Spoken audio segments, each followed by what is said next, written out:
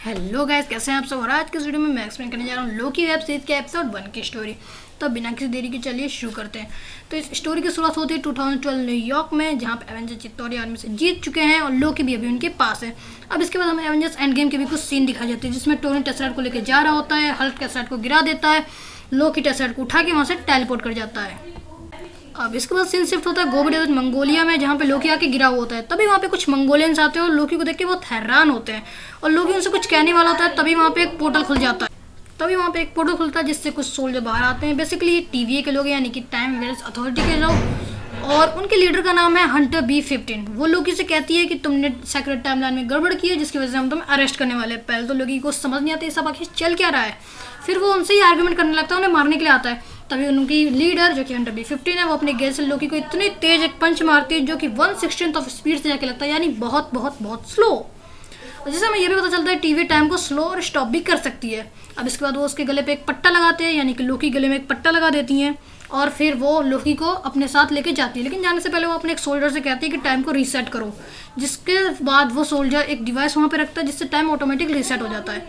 अब इसके बाद वो लोकी को लेके उसी पोर्टल से अपने TV के हेडक्वार्टर में आ जाती हैं। अब यहाँ पे सिर्फ लोकी ही नहीं है जिसने सेक्रेट टाइमलाइन गड़बड़ की, यहाँ पे और भी लोग हैं। हम और भी बहुत सारे लोगों को यहाँ पे देख सकते हैं जो कि इस टाइमलाइन गड़बड़ करने की वजह से पकड़े गए हैं। अब इसके बाद लोकी यहाँ से भागने की कोशिश करता है, लेकिन उसके गले में जो पट्टा है उसकी वजह से वो बार बार रिवर्स होकर वहीं पे आ जाता है। अब इसके बाद लोकी को एक लिफ्ट में भेज दिया जाता है, जहाँ पे एक रोबोट होता है जो कि लोकी के कपड़े चेंज कर देता है। इसके बाद वो एक रूम में आता है, जहाँ पे अब तक उसने जितने भी वर्ड बोले वरना सिंगल वर्ड उसे उस पर साइन करने पड़ता है। अब इसके बाद उसे एक और प्रोसेस से गुजरना पड़ता है, जिसपे उसे ये वेरीफाई करना होता है कि वो रोबोट है या नहीं। अगर वो रोबोट होता तो ऊपर से नीचे तक पूरा पिघल जाता, यानी डिट्टो फिनिश खत्म। ऑफ कोर्स लोकी रोबोट नहीं है, इसलिए वो इस टेस्ट को भी बहुत आराम से पास कर जाता है। इसके बाद वो एक बहुत बड़ी लॉबी में आता है, जहाँ पे उससे कहा जाता है टिकट लेने को। लोकी वहाँ से टिकट लेके चला जाता है। वहाँ पे एक और बंदा होता है जिसे टिकट लेने को कहा जाता है, लेकिन वो टिकट नहीं लेता। तो TVA के सोल्जर उसे स्टिक से पूरा भस्म कर देते हैं। इसके बाद लोकी कहता है देखो भाई, मेरे पास तो मेरा टिकट है। इसके बाद TV पे एक शो चलता है जिसमें मिस मिनट होती है। वो लोकी को ये समझाती है आखिर TV है क्या और वो कैसे बनी, क्यों बनी। असल में हुआ ये था, बहुत टाइम पहले कोई सेक्रेट टाइमलाइन नहीं होती थी, मतलब कोई एक टाइमलाइन नहीं होती थी। सारे मल्टीवर्स में वॉर चलती रहती थी, सब लोग आपस में लड़ते रहते थे, जिससे सिर्फ बर्बादी और बर्बादी हो रही थी। इसी को सबको ठीक करने के लिए समय रक्षक आए, यानी कि इंग्लिश में बोले तो टाइम कीपर्स। उन्होंने सारे मल्टीवर्स को एक लय में बांध लिया, जिसे हम सेक्रेट टाइमलाइन कहते हैं। पर फिर भी कुछ कुछ लोग होते हैं जो लोकी जैसे, जो टाइम को स्किप करने की या कोई शॉर्टकट लेते हैं या कोई टाइमलाइन में गड़बड़ करते हैं। इसी के लिए TV की दमदार टीम का इन्वेंट किया गया है, जो कि उस टाइम को गड़बड़ करने वाले लोगों को वापस से उसकी असली टाइमलाइन में भेजते हैं और टाइम को एकदम ठीक ठीक रिसेट करते हैं। मिस वर्ल्ड लोगों को ये भी बताती है अगर कोई पर्सन टाइमलाइन में गड़बड़ करता है तो TV वाले उसे वेरिएंट कह के बुलाते हैं। अब इसके बाद सीन शिफ्ट होता है फ्रांस के 1549 पे, जहाँ पे हम इस कहानी का एक और कैरेक्टर जो कि मोबियस से दिखाया जाता है, जो कि किसी केस पे इन्वेस्टिगेशन कर रहा होता है।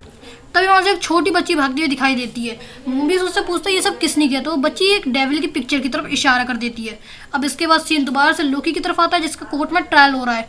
कोर्ट में बैठी जो जज होती है वो लोकी से पूछती है क्या उसने जो क्राइम किया वो उसे मानता है। लोकी सबसे साफ मना करता है, वो कहता है मैंने जो किया वो सब एवेंजर्स की गलती की वजह से हुआ है। वहाँ पे दो टोनी स्टार्क थे। अब ये बात लोकी को कैसे पता चली कि दो वहाँ पे टोनी स्टार्क है, ये तो मेरे को नहीं पता।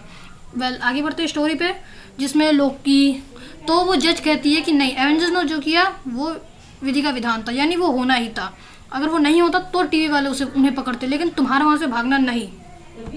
अब इसके बाद वो उसे लोकी को रीसेट होने का ऑर्डर दे देती है। तभी वहाँ पे मोबियस आ जाता है, वो कहता है हमें लोकी की जरूरत है। तो वो जज कहते हैं अगर कुछ भी गड़बड़ हुई तो सारा इल्जाम तुम पे आएगा। मोबियस इस चीज़ के लिए मान जाता है, फिर वो लोकी को अपने साथ लेके चला जाता है। और अब हमें यहाँ पे ये भी पता चलता है, यहाँ पे नाइटमेयर जिन्हें बुरे सपने आते हैं उनके लिए एक अलग डिपार्टमेंट है। मोबियस लोकी को लेके एक सेपरेट रूम में आता है, जिसमें वो उसे लोकी को उसकी मेमोरीज की पास्ट और फ्यूचर की कुछ यादें दिखाता है और उससे कहता है कि तुम ये सब क्यों करते हो, क्या तुम्हें इसको सबको करने में मजा आता है, तुम्हें लोगों को तंग करने में, देखो तुम्हारी वजह से कितनी बर्बादी होती है। उसे खूब सुनाता है, उसे बार बार पूछता है तुम ये सब क्यों करते हो, जिससे वो गुस्सा हो जाता है लोकी और उसको हमला करने की भी कोशिश करता है। लेकिन मोबियस के पास एक डिवाइस होता है जिसे कहते हैं टाइम ट्विस्टर, जिससे वो बार बार लोकी को अपनी चेयर पे बैठा देता है। लोकी और मोबियस की बातचीत चली रही होती है, तभी वहाँ पे हंटर B-15 आ जाती है और वो मोबियस को लेके चली जाती है। मौके का फायदा उठा के हमारा लोकी जो गॉड ऑफ मिस्चीफ है वहाँ से भाग जाता है। जब मोबियस वापस आते तो वहाँ लोकी नहीं होता, जिससे देखिए वो अपना टाइम वो समझ जाते हैं उसने टाइम ट्विस्टर का इस्तेमाल किया है। अब सारे TV के सोल्जर और मोबियस लोकी को ढूंढने लगते हैं। अब लोकी टाइम ट्विस्टर का इस्तेमाल करके वहाँ पहुँचता है जहाँ उसका टेसराइट पड़ा हुआ था। वो भी एक टीवी के डिपार्टमेंट में पड़ा था। जो बंदे के पास टाइम वो टेसराइट था, लोकी उससे कहता है मेरे को टेसराइट दे दो वरना मैं तुम्हें मार दूंगा। वो बंदा उसे टेसराइट दे देता है, लेकिन जब वो टेसराइट लेता है तो उसे दिखता है अरे यहाँ पे तो बहुत सारे इन्फिनिटी स्टोन है। वो कहता है ये इन्फिनिटी स्टोन तुम्हारे पास कैसे आए? तो कहता है यहाँ तो ऐसे बहुत सारे पड़े हैं, पेपर वेट के लिए इस्तेमाल किए जाते हैं। बहुत बेइज्जती हो गई ना इन्फिनिटी स्टोन की, कोई बात नहीं आगे बढ़ते हैं। अब ये सब देख के लोकी को समझ में आ जाता है कि टीवी दुनिया की सबसे बड़ी ताकत है। अब इसके बाद हंटर B-15 वहाँ आ जाती है लोकी को मारने के लिए, लेकिन टाइम ट्विस्टर का इस्तेमाल करके वापस उसी रूम में चला जाता है जहाँ पे उसका वो उस पर बातचीत चल रही थी लोकी और मोबियस की। उसी रूम में वो वापस वहाँ पे आ जाता है। अब लोकी अपनी मेमोरी और भी आगे में देखने लगता है, जिसमें उसकी मॉम फ्रीगा की डेथ हो जाती है, फिर उसके पिता ओडिन की भी डेथ हो जाती है। थॉर और लोकी एक साथ लड़ने लगते हैं। अब ये सब देख के लोकी बहुत इमोशनल हो जाता है और रोने लगता है। फिर उसे अपनी मौत भी दिखाई देती है, यानी कि जब थैनोस उसे मारता है। और फिर उसके बाद एंड ऑफ फाइल, यानी लोकी गया तो उसकी फाइल भी खत्म। अब ये सब देख के लोकी बहुत इमोशनल हो जाता है और रोने लगता है। और फिर इसके बाद हंटर B-15 पे वापस आती है, लेकिन लोकी के पास टाइम ट्विस्टर होता है तो हंटर B-15 बार बार रिवर्स करता है, यानी आगे पीछे बार बार करने लगता है और उसे कहीं और ही टेलीपोर्ट कर देता है। इसके बाद एक जगह बैठ के मायूस हो जाता है। तब यहाँ पे मोबियस आता है तो लोकी कहता है मैं ये सब काम इसलिए नहीं करता कि मेरे को मज़ा आता है, ये सब काम मैं इसलिए करता हूँ क्योंकि मेरे को करना ही पड़ता है। तो मोबियस उससे कहता है क्या तुमने टेसरेट का इस्तेमाल किया? तो लोकी कहता है हाँ, यहाँ तो इन्फिनिटी स्टोन भी बेकार है, मैंने इसका कई बार इस्तेमाल करना चाहा लेकिन यहाँ पे कुछ नहीं होता। जिससे हमें ये भी पता चलता है कि TVA पे ना कोई इन्फिनिटी स्टोन ना कोई मैजिक किसी का भी यूज़ नहीं हो सकता। तो मोबियस लोकी को होता है देखो मैं यहाँ तो तुम्हें आज़ादी नहीं दे सकता, लेकिन मेरे पास एक ऑफर है, तुम्हें एक वेरिएंट को पकड़ना है जो कि हमारे सोल्जर्स को भाग के फरार हो गया है।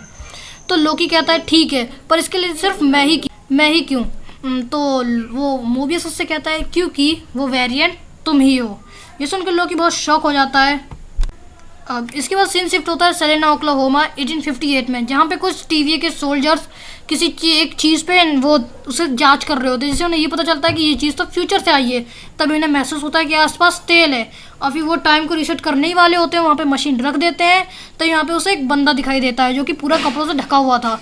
वो TVA के सोल्जर एकदम अलर्ट हो जाते हैं, लेकिन वो बंदा के हाथ में होती है लालटेन और लालटेन को गिरा देता है ज़मीन पे, जो कि ज़मीन पे तेल होती है, हर जगह फैल जाती है आग। इसमें सारे TV के सोल्जर जल के मर जाते हैं और वो जो काला कपड़ों में इंसान था वो पक्का एक लोकी है, लोकी का अलग वेरिएंट। वो उस डिवाइस को उठा लेता है जिससे कि टाइम रीसेट किया जाता था। और ये लोकी सीरीज़ की एपिसोड 1 की स्टोरी यहीं पे ख़त्म होती है। मैं मिलता हूँ आपसे नेक्स्ट वीडियो में, तब तक के लिए गुड बाय।